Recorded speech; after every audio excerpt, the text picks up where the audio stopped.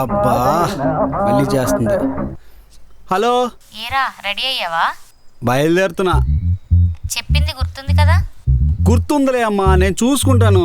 Hello hello, ఇంకో విషయం చెప్తున్నా. అక్కడికి వెళ్ళాక 10 సార్లు కాల్ చేసి వాళ్ళేమన్నారు వీళ్ళేమన్నారు ఏం జరుగుతుందని ఫోన్ చేయకు. మళ్ళీ వాళ్ళందరూ తల్లిచాటు బిడ్డ అనుకుని పిల్లనివ్వడం మానేస్తారే. సరే, ముహూర్తం టైం కల్లా అక్కడికి వెళ్ళిపో. నేను ముహూర్తంకి వెళ్ళాలంటే ముందు నువ్వు ఫోన్ పెట్టాలా? పెట్టు. ఎరా ఇంకా ముస్తాబ్ అవడం అవ్వలేదా? మీ అమ్మ ఇప్పటికీ 30 సార్లు ఫోన్ చేసింది, ముహూర్తం టైంకి వెళ్ళండి అని.